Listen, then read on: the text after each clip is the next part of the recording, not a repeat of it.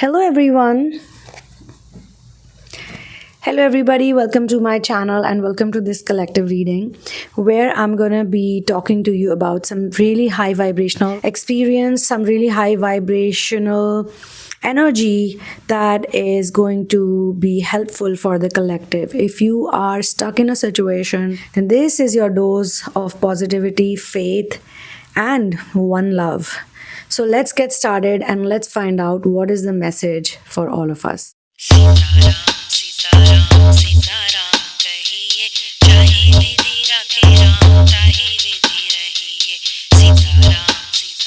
So people, I would be using auto writing and I would be using the tarot cards also to do this collective reading. And this reading is about miracles. Whosoever resonates with it is looking for a miracle in their life, or they're looking to manifest and attract miracles and understand what miracles are and how do they actually work.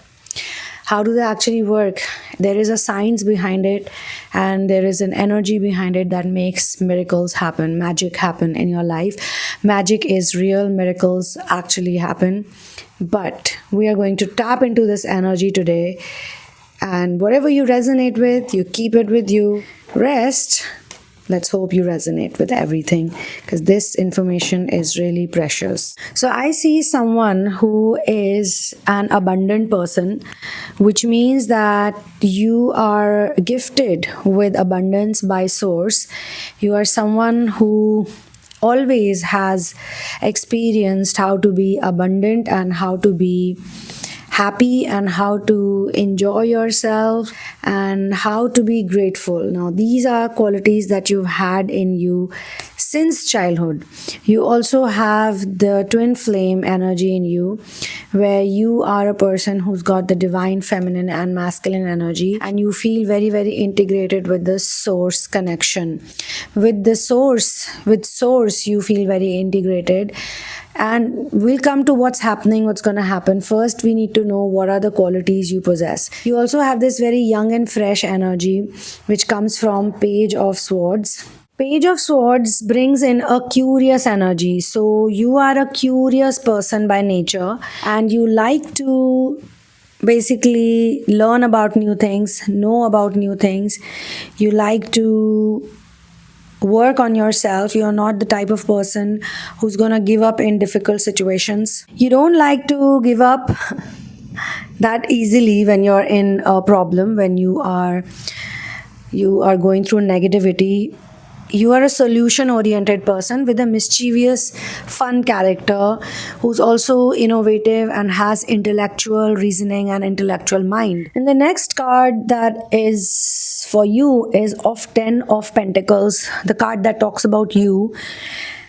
10 of Pentacles basically means that you've got spirit guides, you've got really loyal spirit family.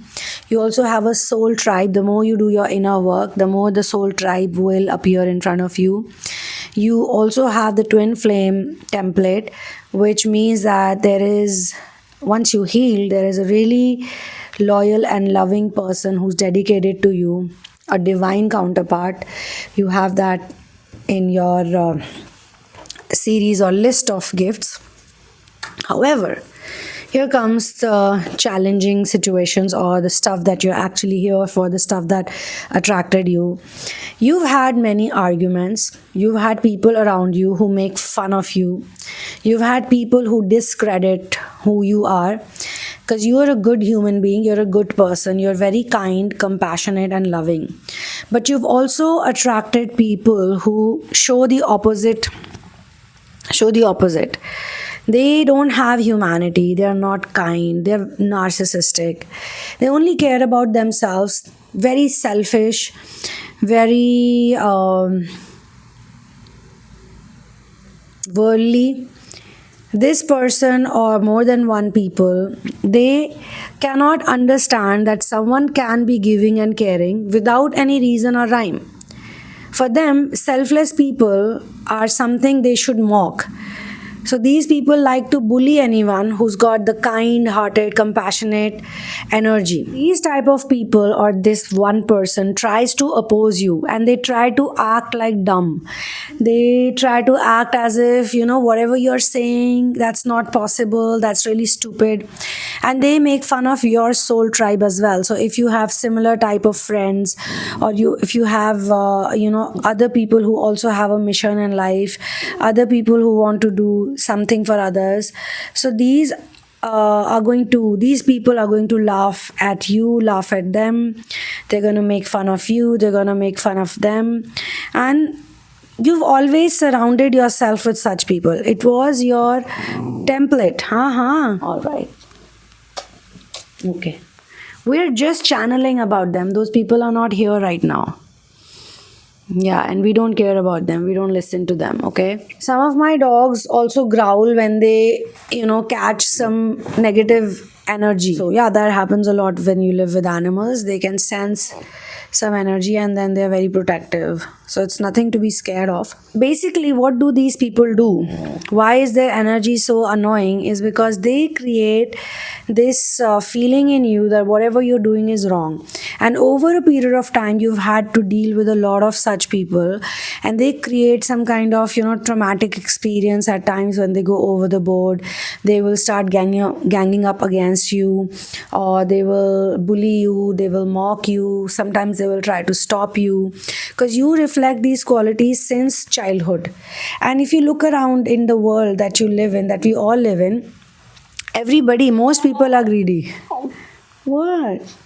Most people are greedy. Most people find it very shocking. I remember once I had met this really rich guy. He had like every fancy car that, you can think about, a BMW, a Mercedes Benz, this, that, everything. And he was such a miser when it came to helping anyone. So one day I had bought a bag of dog food, and it probably costed me $1,000, 1,000 Indian rupees. Okay, fine. Okay. Attention seeker.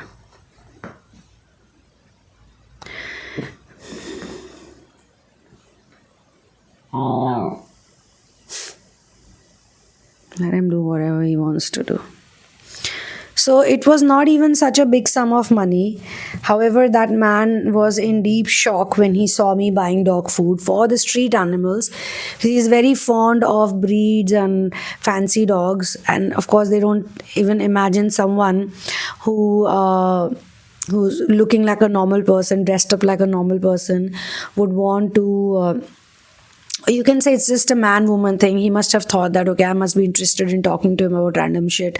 But when I was talking about my mission or just feeding animals, he was like, how much did you bought this for, this bag of dog food? So I told him it's for $1,000. And he went like, oh my God. In fact, that was a smaller bag. Normally, when I buy one bag of dog food, it costs me around $3,000, okay, so 3 to 4 grand. Like you can get higher quality, you can get $8,000, you can get really expensive ones also. But that one was a normal one, and this is like many years back. So he was like, how can you spend 1,000 rupees on street dogs? I said, but this is a very small amount. Usually we do a lot more than this. By chance you are, talking to me when I'm getting it delivered over here. So I was like, why is this guy finding it so shocking? I was finding him getting shocked very shocking. But then it made me realize that a lot of people don't like to do good deeds. And if someone does anything good for anyone selflessly, they either find that person to be an idiot, or they find that person to be like impossible, kind of a person, impossible to believe. They just think that it's like not possible that something like this can be done by someone for someone, and that too in a very selfless manner without any reason or rhyme. They actually think that there has to be a reason why this person is doing this. Without reason, why would a person help anyone or be nice to anyone or do a selfless service?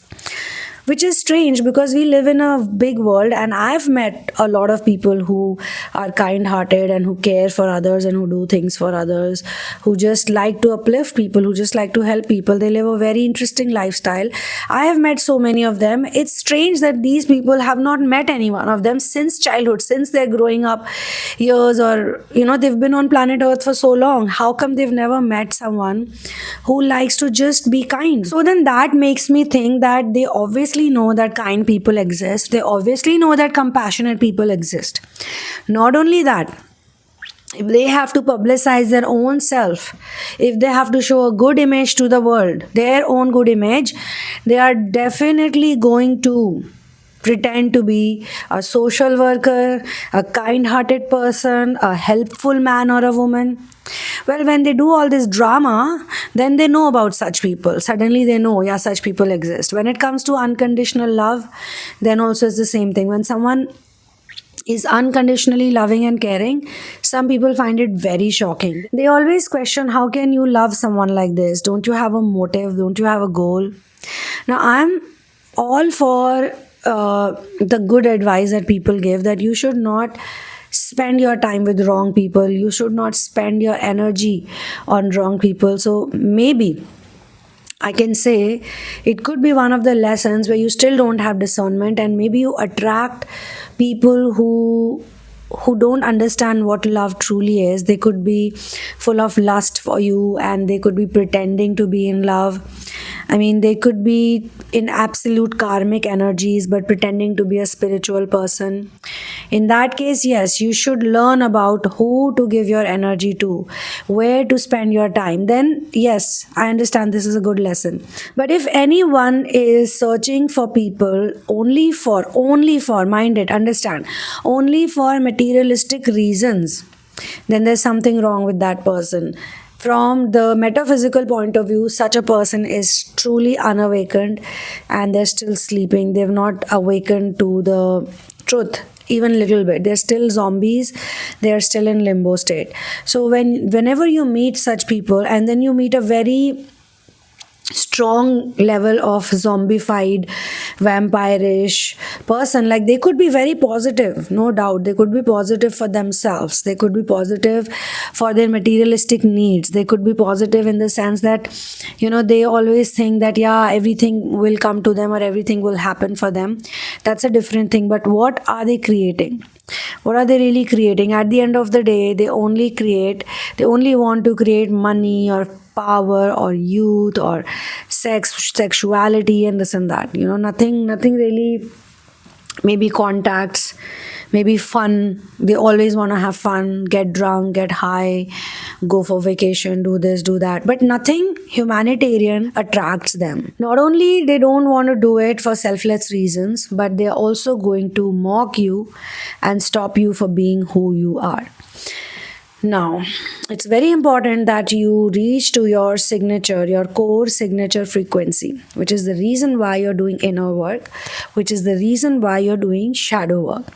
When you face too much of negativity, too much of pessimism, or it's almost like saying that you are programmed to fit in with such people, to please such people, a good part of your life, I won't say the whole life, but let's say 10, 15, 20 years, when you are trying to create a career for you, or you're trying to create a lifestyle for you, you could have gotten programmed by such people. And when you raise your vibration, because people like you grow very fast. The seed grows very fast. I mean, for some people, the seed gets planted and it might take one life, another life, 4 lives, 5 lives. But people who are on the twin flame ascension journey, your seed will turn into sapling very soon, sapling to plant very soon, and plant to tree very, very soon. And people who are stuck in the materialistic reality, like they are zombified, they cannot understand a person growing that fast, a person becoming so confident that they don't care about whatever others have to say or think, no matter who the others are. If the others don't want to do good, doesn't matter to them. But this channeling is also talking about another, like, there are lots of positive cards in front of me, but I'm talking about miracles, and my main topic for miracles is miracles happens only when the going gets tough. You are given challenges, you are given difficulties, okay, or you are given options, you are given options that you don't want, materialistic options that you do not want for yourself, and you've made your mind, you're 100% sure, even divine is giving you some option, but you don't know yet is it correct or not, because whosoever I'm channeling is in some kind of either difficult situation, or they are very tired of things coming back again, going, coming, going, coming, which means like you always feel that now it's going to get better, but it doesn't. Then some other challenge comes. Then you solve that challenge, you figure it out, you find a solution, and again something else happens. Then something else happens. Like you're thinking that you're not even allowed to be happy for a while, you're not allowed to enjoy whatever you've created, your abundance. So you are a person who keeps generating wealth or abundance. You are very creative, you have many ideas, you also have the Fool energy, which means you are very much surrendered to divine, and you are always victorious in whatever you do, and yet you have to face these challenges, and yet you are unsure about a lot of things, and this is making you very confused. You are thinking like, what the hell, when is it gonna stop, when is it gonna change, when is it gonna change? Like you're reflecting a lot. What lifestyle do you want? How much money do you want? How much money is gonna make you happy? What are the new projects you should be involved in? Who are the people you should be involved with? And you keep seeing this, the wheel of fortune. You're continuously told that, you're here for bigger things. You're here to achieve a lot. You're here to, become the high priestess, whether you're a man or a woman. But this is a very powerful energy to be in. An alchemist, someone who is really mysterious and mystical in the positive sense, and you're able to create a very cool lifestyle for yourself, for yourself and for others. But still, you're going through these difficulties, still, you're going through these tough times. So, my dear friends, I want to tell you, miracle happens metaphysically, scientifically. This is really good. A lot of people in law of attraction are going to tell you this. It really happens when you simply chill in the middle of a crisis. Okay, I'm going to tell you a very interesting story today. Okay, it's a real story of my life, and it's got like how I manifested money. I don't like to use the word manifestation. I think it was magically there. I mean, in normal language, communication, for communication's sake, we're going to say it was literally magical thing that happened, or it was a miracle. So I was wanting to go to someplace else for inner work and meditation. I really enjoy inner work. I am a hermit by birth. As per my chart also, I'm a hermit, and as per human design, I'm a 5.2 projector. So anybody who knows human design would know that 5.2 projectors are very detached, and they're always like that. Yeah, I mean, I have had to live social life because at that time I was still trying to figure out, and a certain number of years I was also in limbo state. Otherwise, I won't be talking about it today. I won't say that people are zombified or people are asleep or people are in limbo state. You have to experience certain amount of it to know what it is and to be able to talk about it. So I was changing a lot and changing very fast, just like you all. And I wanted to do this really cool inner work, type of inner work, which is called, in Hindi, it's called Agyatwas. So Ekantwas is when you are living alone, you don't live with anyone. That is called Ekantwas. You're by yourself, living in solitude. And you can do it before marriage, after marriage, you can do it single or committed, doesn't matter. Shiva used to be like that. Shiva was also a hermit by birth. So normally hermits are like that. In fact, in this journey, everyone has to be a hermit for some time. Everybody's horoscope will show a certain part of a certain kind of vairagya, detachment that they naturally possess. So I was like, yeah, I need to go someplace else and I don't want to tell anyone. So that's called agyat. Agyat means you don't tell people where you are. I mean, people would know that, yeah, you've gone somewhere, but you may not be communicating that much. Now, this is a modern day Agyatwas. I mean, I try to be as mysterious as I could be, but I have a family and I have like parents. So they always were like, we are not going to disturb you, but we still need to know exactly, where you are. So I would tell them, very vaguely that, yeah, I'm in this place. But if they had to come looking for me, it would be tough. Anyway, this happened much later. I had no idea I would be doing it like this. I just wanted to go away. First, I wanted to go for a silent retreat. And I had stopped working like full time. I would only take projects in between, and if I would have enough money for the project, then I would not work more and I would just do my inner work. And I was like, this is pretty good. And there came a time when I really it was happening on its own. A lot of toxicity was there in certain relationships, and I had to heal from it. I felt very abandoned, rejected, neglected, all of that. So I wanted to go away and just focus on myself and my inner work. So I wanted to do that, but I didn't have the funds for it. Problem of a lot of people, right? I didn't have the funds for it, and I had very little amount. With that little amount, I felt it's not going to be possible to achieve this. However, I still booked my seat for it. I got the confirmation. So I decided that I will go whatever way is cheapest for me, whatever I can afford. But because I was so focused and I was so surrendered to source, I just had to do it like that. I just had to sort of leave without any fears, like without focusing on what I don't have. So what I had was, okay, I have a seat, I have a place. Then I decided to look at logistics. My uncle used to live nearby, so I thought, okay, he lives in Kathmandu and I have to go to Pokhara, so maybe few days I can manage over there. So let me just leave a bit early. But somehow things happened in such an interesting way. I had very little cash. Okay, I had very little cash, maybe some 7,000-8,000 rupees. It's not enough. Even if I would have taken a flight ticket, I would not be left with anything.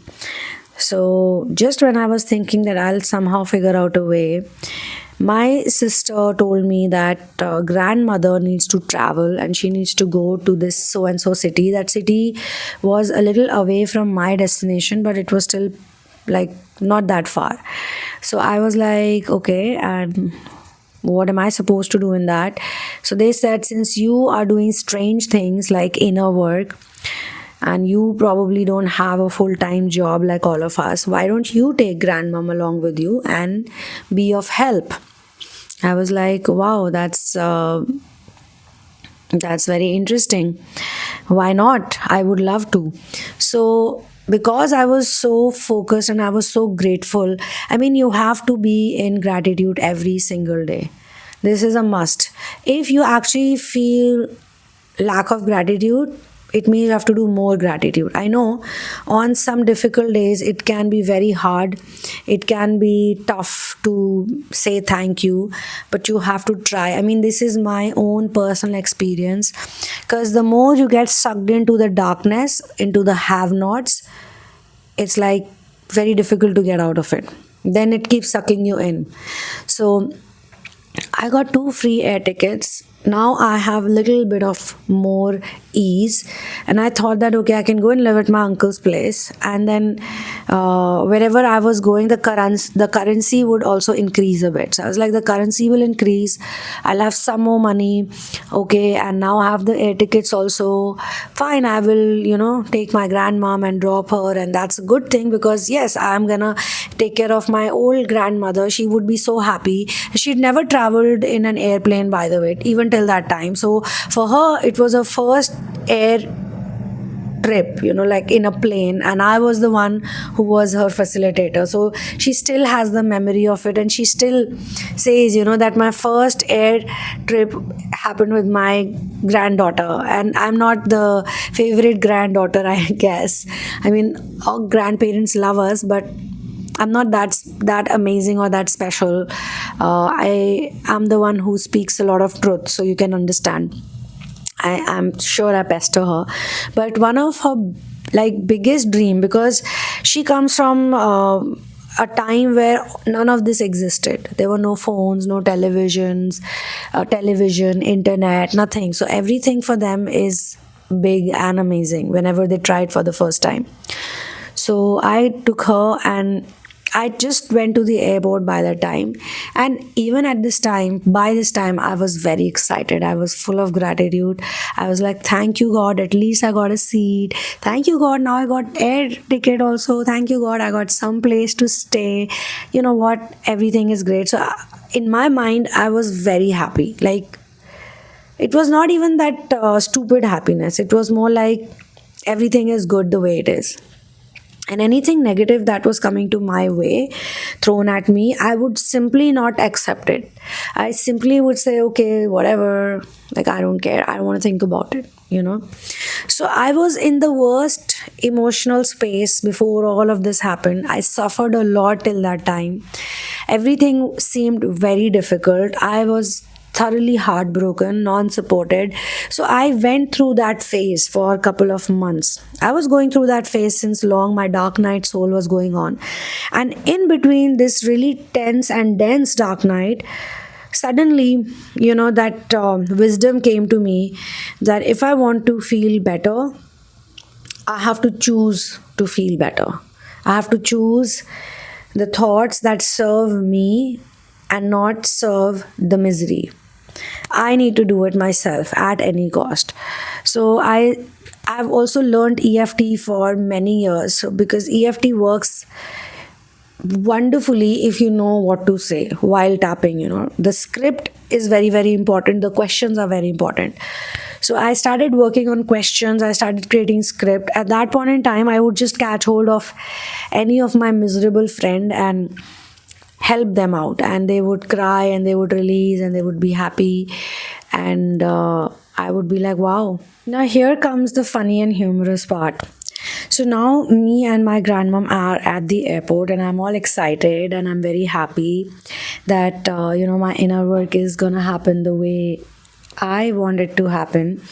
And then suddenly I was stopped at the boarding gate, and I was told that, ma'am, you cannot enter and get into the flight. And I was like, why? I'm on time, I'm on time. I didn't come here late, and I have a senior citizen with me. Why would you do this? And I was like a bit upset already. So they were like, ma'am, you cannot go inside because the plane is full. Now, in my entire life, I had never heard of something like that. The plane is full. Neither had anyone else told me. So I was like, what do you mean by the plane is full? It's a plane, not a bus, not a train. How can it be full? I have a ticket. So, yeah, ma'am, but we had to give away our seats to someone. I thought that, it could be because of a VVIP. I didn't think of it at that time. I asked one of my friend who knew about these things, and he told me that must be possible that some VVIP had to suddenly take a flight, and your flight was the one that had to be, the seats had to be arranged from your flight. I was like, okay, but I never heard it before, and it still happened to me. So there were at least 6 people, 4 or 5 other people were there, and I could see them. They were in one corner. They had also been stopped, so I knew that I was not the only one. So then I was like, I'm not gonna listen to you guys. I'll probably sue your airline or whatever. And I was a bit upset by that time, I was a bit angry, because I was like, dude, I'm going for a trip and I am doing inner work right now, and everything has been going great so far, so I don't accept it. I was in that zone, like I was maneuvering through the negativity. I was like, I'm the Neo from Matrix. go away, negative energy. I was like, you guys can't make me negative, okay? I need a solution. So, when you're positive, I think what happens to your brain or the way you think, your mind is that you always want a solution. You demand a solution from other people also, even energetically or otherwise. Like, I need a solution. I can't be in this nonsense situation. So they were like, okay, they took me to one corner and, they whispered into my ears that, what, ma'am, I understand you're very angry and we agree with you, but you know what? We're going to give you money for every hour that you have to wait here. So before all of this happened, they even offered me an air ticket for the next flight, which was like 5-6 hours from that time. And they even said, you can go back home and come again. So they first tried every possible trick. They tried everything, like maybe they can ask me to go back home and come. If I say yes, that would be good. Or they would say that, we'll book you another ticket and, I should be okay with it. And it just kept happening, like they gave me more offers. And I just kept saying, no, I'm not doing this. Finally, there came a point when they said this, that we're going to pay you for every hour that you wait. At first, I thought, what are they going to pay me? Like peanuts for waiting here, or what is the amount? So I was still like, no, I don't care. And then they said, ma'am, we're going to give you this much money. It was around, you can say in American dollars, it would be $50 per hour, I think. Let me calculate. And back in those days, it was a lot of money for me, at least, because I was not really doing greater things. I was doing great things, of course. I was doing inner work. So what can be greater than that? No, it was more than that. So around, in today's time also, you can say $70 for an hour. Maybe $80 only. Yeah, maybe 80. Yeah, 6,000. $70, $80, for an hour, they said. And I was like, okay, if I have to wait for 4 or 5 hours, you're going to pay me. So they gave me a lump sum figure. It was not exactly this much, but they said we can give you this much. And if you wait for 4 to 5 hours, if there is no availability of flight till that time. I said, what if there is? Yeah, if it's half an hour, 1 hour, we'll try to get it ASAP, but then you'll have to wait. But we'll try to figure it out. We'll try to solve it for you. I think they knew that it's going to take time for them to get us another flight. Suddenly, I was very sweet and understanding and very patient and accepting of everything, because I realized that I'm not just one person. I have 2 people. We are 2 people. So we have 2 tickets. So I said, okay, so we're going to get money for both. So yeah, you're going to get it. The tickets are, for you. I was like, okay, great. So when can I get the money? Because I'm not going to get a check and then come back after, because I'm going to another country. Like, I won't be here only. So they said, ma'am, we'll give you cash right away. Right away. We'll give it to you for already this. Okay, first we'll book the ticket. So, okay, the next flight is after 5 hours. So that's 5 hours waiting. If you want, we can pay for your breakfast or your meal. I was like, no, I have money for my breakfast. Relax. So then they said, okay, we'll pay you this much for the 5 hours in waiting. And for every hour, you'll get this much money. And for both of you, it will be this much amount. And I was like, cool. So it's 80 into 2. Let's say it was 70, okay? Into 2, that's 140. And then it's 140 into 4. So $560. Back in the day, it was not bad. For someone who had no money at all. For someone who had no idea what they're gonna do, getting this much money was pretty good deal for me. And then the greater part was that this would increase, the currency would increase, the amount would increase. So I was like, cool. But you know what the thing is? I was just expecting miracles. I was not expecting anything bad. So when you keep expecting miracles, miracles happen. And just imagine, the situation was tough. It could have gone very tough. What if I would have agreed to go back home? What if I would have said yes to any of those things, other offers which were not that lucrative? But I was so sure in my mind, like I was like, no, I'm not accepting anything that doesn't resonate with me, doesn't vibe with me. And why should I? Legally or logistically, why should I accept anything in life which is not worthy of what I'm supposed to get? So literally the same card, Four of Cups was given to me. I refused everything. Then finally they gave me the coolest offer. And I was like, is this your the best offer? And they were like, yeah, ma'am, this is the best offer. If you don't want to get this also, then we don't know what to do. So I was like, no, I completely understand that there's a problem. You guys have to manage it and all of that. So then I saw those 6-7 people. They were in one group, and one of them became really good friends with me. And the crazy part is going to happen now. So I thought that basically everybody else is getting the same deal that I'm getting. And for a long time, I thought that. For a number of years, I thought that they all got the same deal that I got. But here's the thing. Around 4-5 years later, because I was still in touch with that lady that I had made friends with, like she was very talkative and chatty, and she became friends with me. And she was also traveling with her daughter, and then she was like, you know what, I'm also going through this, but I'm okay. They offered this and I took it. We never discussed what they offered to her, what they offered to me. In 21, I think, or 22, I think at that time also I did need a miracle. But a different type of miracle. So I was just randomly chit-chatting with her, and I said, hey, you remember that, back then at the airport when we met for the first time, we became friends. Such an interesting thing had happened. I had no money, or like very little money, and I had to go for this inner work, for this silent retreat. When I left my house, I didn't know that I'm gonna end up staying for 3.5-4 months, because I had gone for 20 days. And for those 20 days also, I didn't have enough. So I was like, I had gone for just 20 days and I wanted to stay there. I just wanted to heal. I knew that parts of me needed major healing, and that could only happen. I was so wounded, so broken, so tired, so burdened, that all that misery suddenly led me to just simply let it all go.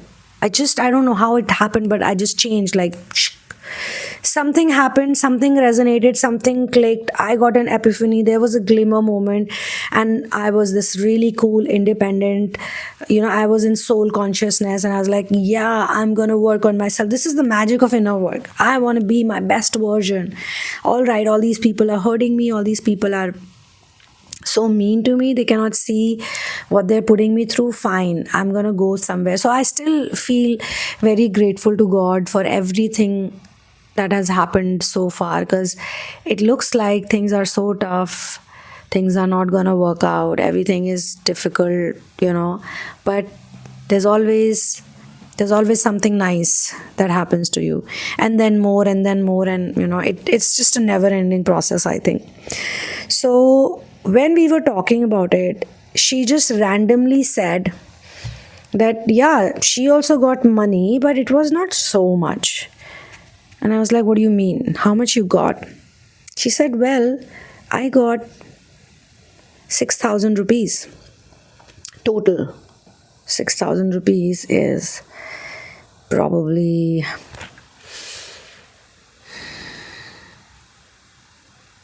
I don't even know how much is that in dollars. Probably $50? No. She got $70 total, I think. Not even 70, maybe $80. 80 American dollars, yeah. 6,600 is 80 American dollars. Must be a bit here and there, $2-3 less. And that baffled my mind. I was like, you guys were 2 people. In fact, you had a child with you, and they paid you only this much. Are you sure? Yeah, I'm sure. For waiting 4-5 hours, that's what they offered me, and I took it. I said, you took it? You didn't say anything to them? Like, you didn't bargain, you didn't negotiate. She was like, no. Then I thought that I also had not bargained. I had also not negotiated. Maybe if I had negotiated, maybe I would have received even more. But still, I don't want to be greedy right now, go back in time and negotiate with them. But I was thinking that, wow, this is so cool. So I was probably the only one who got so much money. Because if she accepted it and they were all huddled together, they were all sitting together, then they must have all discussed it with each other, and they must have come to this conclusion that, okay, fine. So I was the only one who looked like richer than everyone, I guess. So I don't think it was the appearance, the physical appearance, it was the energy. It's just like, this person deserves more, they're worthy of more than what others are worthy for. Then finally, when I asked my grandmom also, and my grandmom was so happy just to be in the airport because this was her first time. She'd never seen an airport, she'd never seen so many planes. So she was like a child that day, 4 hours, 5 hours went by like this. I was chilling, I was vlogging. I still have that vlog, by the way, but I never shared this part in that vlog. I don't know why, but at that time I didn't share it. I didn't think it was meant to be shared with anyone. Little did I knew at that time that few years down the line I would have a YouTube channel where I would be talking about this. At that time I was just thinking I'm gonna vlog and show people things that I do, interesting things, just anything, anything. So this was an interesting trip that I was doing in the mountains, and it was inner work. I always like to talk about inner work, so maybe that's how it started. That's how the vlogging and the music started, that it's about inner work, so you got to know about inner work. So then I hopped onto the flight, and there's more coming, by the way. Then I went to my uncle's place, and my uncle's place was like a bachelor pad. They had 2 more bachelors, and there were lots of cockroaches. The bathroom was very dirty. It took me like one whole day to clean everything up, or just the bathroom and then the other rooms, because I cannot live in that condition. So then I started like decorating the house. I just realized this, like when I was talking about it, that I was trying to make everything beautiful and everything good. So when I went to his bachelor pad, he's my mother's brother, okay, so my uncle that way. So he was obviously pampering me, but he was not able to give me any time because he had to work throughout the day and he would come late. And by the time I would get bored, and I had some days in between. So during that time, I called my cousins, like they are much younger, they were in college, and I said, guys, I am getting bored, so let's make some plan. And they were so happy. They were like, oh my god, wow, this is cool, like we're gonna show you our lifestyle, and Kathmandu is very good. So before my inner work or my silent retreat could start, there were a couple of days that I got. And so my grandmother was now back at her village, and we had sorted that out. And the uncle's house, it was also a nice house, it was a beautiful place. Not bad actually. Okay, that was the first time. I'd gone there again 2 years later, so I think I mixed the stories. It was 2 years later that I had to clean the bachelor pad. The first house was pretty nice, but still I was like, if I could get more privacy, that would be so much better. So I just happened to tell this to my cousin. Actually, they're my nephews, but we call each other cousins for some strange reason. So I told them that, yeah, I need my own room and I need some privacy. And they were like, oh, why don't you move in with us? We got some more space. You might not get your own room the whole day, but yeah, I mean, you'll get a room which you can share with either of us, like one of the brother. And one of them said that I'm always out for college and this and that, so yeah, you can chill, and the other one can show you around. He can take you to the malls or the movies or whatever. Then we can go for a mountain trip, and everything was like, yeah, you're right, we can do that. So then I shifted to their house, and their father is basically working for some kind of job. It's not a job, it's a business where they help people find jobs abroad. So they have some kind of, they had a deal with the airlines. Again, see, the airline is in picture. So now I had to take a flight from Kathmandu to Pokhara, and I had no dearth of money at this time, okay? But I was still in that miracle frequency. I was still attracting miracle. Not that bad things were not happening even at that time. That I was not facing challenges, or I was not feeling that heartache, that pain in my heart. I was, but I was like, I don't want to feel this. This is my choice. Either I can choose to be miserable, or I can choose to look at all the beautiful things around me and be grateful. Let me choose the latter. So I kept choosing joy, joy, joy. And it was a good time that I had with them. Both my cousins are very good with playing music and guitar, and we would sing all day. We would go on scooty rides, we would go on bike ride, and they would show me like everything. This place is nice, that place is nice. They're really nice boys, very caring and loving and protective. So I had a good time. We were cooking different items. So with his parents I had a different understanding, and with them I had a different understanding. So it was like a whole family scene also, and then I was hanging out with everyone else also. So yeah, a few days, the days flew by, and then I had to go to the place where my inner work was happening, the new destination. When I went for the new destination, my brother was like, hey, I get deals from the airline, so let me just get you one ticket. You'll get it for free. And I was like, really? He's like, yeah, you're gonna get it for free. I said, okay. Then I went to that place. It was a beautiful flight. And when I reached Pokhara eventually, I stayed at the retreat for the whole course. And then the retreat manager told me that we don't do retreat all the time. So there is going to be a gap of 15 days, and then the next course will happen. So intuitively, I knew that I'm going to be there for a while, but I did not know that actually this will happen. So I was kind of confused, like what to do. Should I go back home? Should I go back to Delhi? Should I go to Bombay? Because that was also in my mind. What should I do? Like, I was so confused because my friends for Bombay were also calling me over, like, why don't you come back? What are you going to do there? We got some really cool projects for you. Somebody was making a music video, somebody was doing a TV show, you can be a writer. And I was like, no, I have enough money because this is not an expensive place. I have enough money to survive for a month. In fact, I was not even using all that money because I was at the retreat. So at the retreat, I was living on one meal per day, and my boarding lodging was free. I never thought any of this would happen. But there I met a girl who was the commander of one of the commander of the Israel army. And she told me, she was like, we know this really cool place. It's a village nearby. You can get really cheap room and you get the best view ever.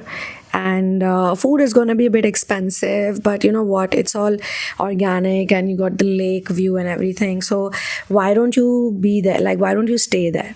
I was like, no, I don't think I can stay there. You know what? I'm not too sure what to do, blah, blah, blah. I was still processing it. Then she said, okay, why don't you join us for a meal? See the place and then decide. I was like, okay, maybe you want to spend 2-3 days. And she wanted me to stay there because she was going to leave after some time. So she thought, hey, I made a nice friend here. We had good friendships with a lot of people, but yeah, she was the funny one, and she thought that it would be nice for her to hang out with all the Israelis, the whole crowd. I think over there more of Israelis were there, and I had never really hung out with so many of them who were totally into meditation. I knew the Israelis living at Kasol and Manali, and they were doing a lot of rave parties. I could sense that probably they're trying out drugs, chemicals. That's not my scene at all. So I was like, these people seem to be, really enjoying. Maybe I didn't even know who the Israelis were back then. I just thought that all foreigners looked the same back then to me. So these people did the silent retreat with me, so we had this kind of a lot of experience to share with each other. And then finally, for that one day, I had a meal, and there was one African boy, also guy. He was like really interesting. He was also doing inner work, and he told me that his dad was a bureaucrat, and he also has to go back, so he also has only few days left. And we got along very well, so I was like, yeah, I wish I could spend more time with all of you here. But I met one girl.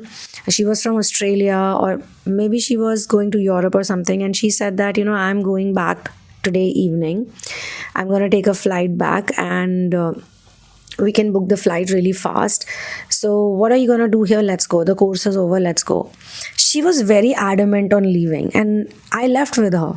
And then I thought, I don't have to leave, because I spent good time at the lake, and then I went to the city. That's another place which is called Lakeside. Both the places were like beautiful, and I fell in love with the place. And I was like, look, God has given me a place to do my inner work. God has given me a very secluded place, because the center people told me that the center will remain open, but only for people who come to meditate. So every morning you can come and meditate at 4:30, do it till 6:30. You can help us, volunteering duties and all of that. And I really liked that idea. I was like, yeah, it sounds really good to me. And it was walking distance from the place, from my apartment, basically the apartment that I had eventually taken. So I'm going to wait for 15 days, process all the inner work, silent retreat work I've done, see the place, make some friends, and they're all doing inner work. Every single person there was dedicated for inner work. They were not drinking, smoking, but everybody was high on some energy. Everybody was so grateful to be there. So I was like, okay, I'm gonna do this. I'm gonna stay here. So I stayed back, and I did another course, and I stayed back more, and then I just didn't go back for a very long time. And money, here's the interesting part. So this money ended, but I was in so much gratitude for this money, that this gratitude and the faith and the hope increased many folds, and then money just kept flowing in. There were other magical things that happened to me, and money just kept flowing in. And I was sitting there. I even met a really fancy cinematographer. So I was in the middle of nowhere. It's a jungle sort of a place, a small tiny village, very little population, very less people. And there this guy tells me that he's worked with one of the best filmmakers of the country. And when I told him that I'm also a screenplay writer, and I've done this movie, and I've done these TV shows, and I've marketed films, he was equally shocked. He was like, I never expected that I'm gonna meet someone from Bollywood here, you know. I was like, I was not expecting it either. I was not I didn't become a very good friend with him. I'm not making friends like that ever in my life. I don't make friends thinking that they're big contacts, but it was good to meet him. It was quite interesting to meet him, and I was cordial with him. I can go to meet him anytime. Like if I ever go to Pokhara again, that was his house, like his native house. So I was like, wow, God is giving me like so many unique experiences. So yeah, this is one of the miracle or magical alchemic situation that happened during the time when the going got very tough. After that, after this trip, which actually came to a halt because I got the news that my father has cancer and he was in advanced stages. So when I met my father, he was in a very bad state by that time, and the fourth stage cancer happened out of the blue. Straight away we found out that he has cancer. So my mother called me up and she said, your dad has cancer and he's in the advanced stages. And I was like, 4 months back my dad was absolutely fine. When I left him, he was fine. I still remember he said that, oh, I've got some chest pain. So I took him to the doctor. I got the ECG done. ECG came normal. And then I told him, look, your ECG is normal, you're fine, there's nothing wrong with you. He said, yeah, but I don't know why I feel this pain. That was cancer. Maybe it was already at a certain stage, but he looked very healthy.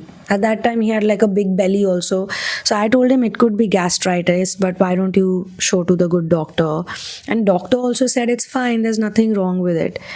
And at this point in time I had still not actively worked with the demons, the demon problems. I had done exorcisms, I had done spontaneous exorcisms by then, but straight away I never used to think that it could be a demonic attack, because usually when it's a demonic attack the tests look fine. No matter how many tests you do, the tests are always normal and positive. And I think that time that's exactly what happened. But when I came back, I was in the hospital, and I still remember when I was in that place doing my inner work, someone just walked up to me and said, "You know what? This place is like paradise. This place is the closest you can get to paradise." And I was like, "Yeah," and I'm getting to experience it. Because throughout the day, if you look at the view, if you look at the view 5 times, you see 5 different types of views, 5 different types of lightings, 5 different types of emotions, like throughout the day, because it's a tropical place. So in the morning it's different, by 12 noon it's raining, by 1 it's like extremely hot, by 3 it gets suddenly cooler, by 4 people are out and making merry again, by evening it's like beautiful colors everywhere, purple haze is there, and the night is even more beautiful. It just keeps getting better and better and better. You really can't say which one is the best view or which one is the best time of the day. But as soon as I got to know that my father is not well and he's in hospital and I have to go back, and now my luggage was spread everywhere. My luggage was in Kathmandu, some of it was in Pokhara, some of it was in my grandmom's village, in my grandmom's town, because I was just sending my luggage away. Throughout the trip, I was like, I don't need this, I don't need that. When I had left from Delhi, I had so many bags, so many things. And when I started going deeper within myself, I realized that I only need this, I only need this. So anybody who was going to any place wherever people knew me, I would say, okay, take my bag, give it to my uncle, or take my bag and give it there. So when I got the news, I had to literally collect all of my stuff at one place, like a center place where I would eventually take a bus from. And I had another girl who I had almost rescued from a very abusive relationship, and she just sort of ran from there with me. So she was also with me, and we did not know that this situation would happen.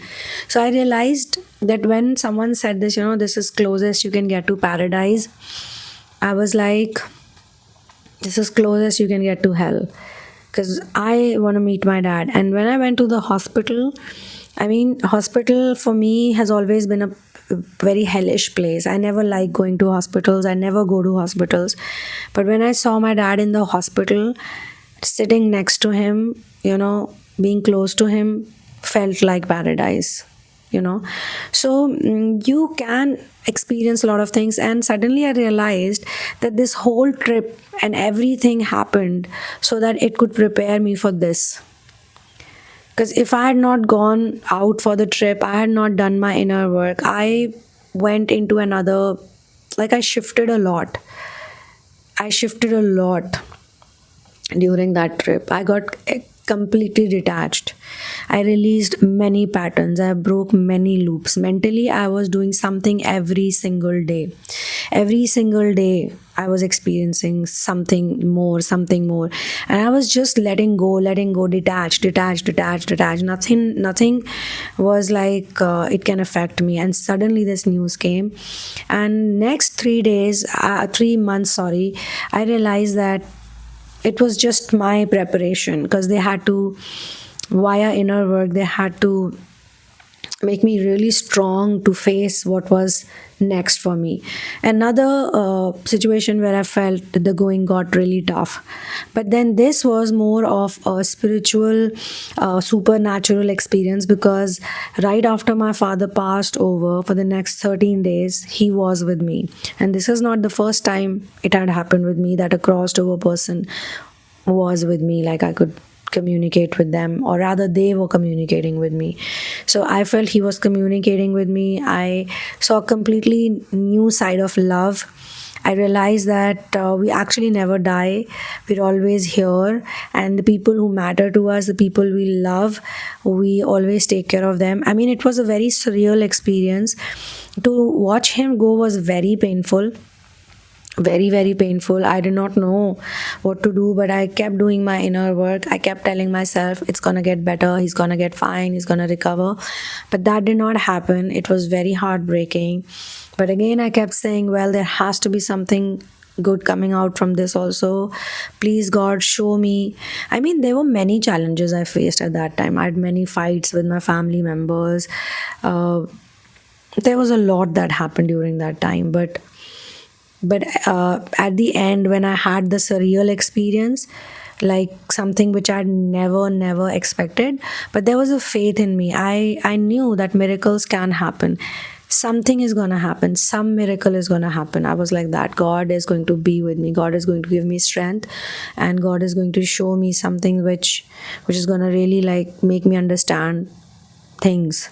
I don't know what things, but something. So then I can now also, till that time I did not know I could do this, but now also I can see my father in front of me. I can even touch his face. I can touch the skin. I mean, it's as if he's right here, and you don't have to do it all the time. I mean, but if you really want to, you can do it. You can do it. You can just feel completely. But it's also just to make you understand that a soul is eternal and body is just a very temporary part of it. It's the feeling that my father gave to me. It's the feeling, the bond, the connection, the love, the affection. And despite all of that, all the good things, there are also all the crazy experiences, the upbringing related, the programming related. Lots and lots of things. So it's a package.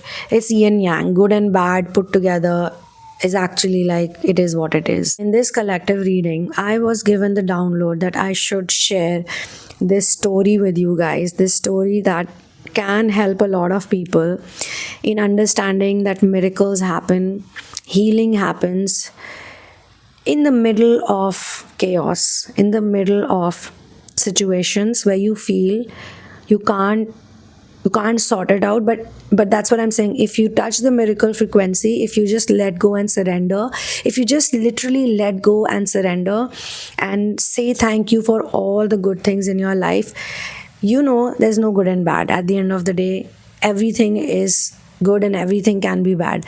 So you have to look for the good in the bad. Have to look for the good in the bad. That's how it works. That's how you see everything that happened in the past, everything that's happening now, everything in the future. It's all interestingly interconnected, So this story, I feel, can help a lot of people. This experience can help a lot of people in attracting miracles in their life. This is where the story gets even better. This is where it gets more crazy and more interesting, and there's a humor in it. Four of Cups energy still working through me. So we have the Hermit. So whosoever resonates with this is going to be a really good time of your life. You're going to remember it forever, because the Hermit inside of us never actually leaves. We can always go back and become hermit even when there's chaos and there's crowd. I'm being shown Four of Swords, very, very important for anyone, because you have to rest it out in between. How you rest it out is very important. Why? Because there's always something amazing happening outside the window. There's something happening here. So you need to rest. You need to meditate. You need to relax. You need to rest so that the Hierophant energy gets activated, so that you can get help from someone higher, above, more intelligent, more wise. We all need the Hierophant. Either the Hierophant appears within us, or we see the Hierophant externally, like as a person, a healer or a teacher or a spiritualist or a guide or a spirit guide. Okay, and there's also this phase when you go away, detachment. But I'm being shown the next card is the Hanged Man. So this is a positive detachment, you're doing the good thing, and then you get to hold on to what you learn, what you achieve, and I'm being shown that after this, there can be problems. Like you can have Nine of Wands energy. You can have the Eight of Swords again in your life after all the positivity. You can have the Moon energy. You can feel all the burden again, and then back to feeling like Queen of Swords, back to feeling like Page of Wands, and back to, Six of Cups. So these are just phases of life. Every sad phase in your life is meant to teach you something. It's meant to give you something. More and more people will figure this out, and more people can tap into the miracle frequency. Just have faith that this is gonna pass. Okay, I gotta just be chill. The more you do this, you'll feel sometimes, you're getting tested too much, like it's a difficult test. But see, that's the trick. That's your mind telling you, that's your ego telling you, because ego doesn't want to die. So ego is telling you, look, this spiritual path is so horrible. Ego comes back crawling, like, hey, you forgot about me, I'm back again. So ego is telling you, you know what, it's not a good path, it's not the right thing to do, you always suffer in this. You hear all this, and this is where you say, no, you know what, I've had enough experiences in the past to tell me that this is gonna be for my good. So let me just go with the flow, let me just be with it. So this is where I'm going to close this video. For personal sessions and for therapies, for readings, you can check out the description box and you can connect with me. And for people who want to be a part of the exclusive database, the matchmaking and friendship database, you can hop onto Patreon. You can become a patron even to support all of this lovely content I make. Because I know readers and healers, if you approach them for a reading, you know what, they'll never give you a one-on-one reading like I do. I sit and talk to you one-on-one. I talk to people one-on-one, and I'm charging half of what they charge. Reading is like even cheaper. I've been told that these kind of people are charging $400, $450, $500 just to send you a recorded message. And I'm like, dude, I got like thousands of recorded messages, thousands of channelings that people can pick from. And some people even told me that some of your channelings have helped me so much. Like, even a personal session or one-on-one session with someone won't have helped me. So guys, I am doing my best, to help people, putting my hard work and effort, because I am working with my masters. I'm under the guidance of my masters, and my masters have taught me to be honest and sincere with whatever you do. Rest, if someone still doesn't get pleased, then they must go and try out with other healers who are not going to give them so much time and so much love and so much affection. Nobody gives that, in today's world, because they could be posing as healers, but they could actually be taking in all your energy, all your good positive prana energy. So be very careful. I will see you in the next one. One love, peace out, and victory to Ram. Mwah. XOXO.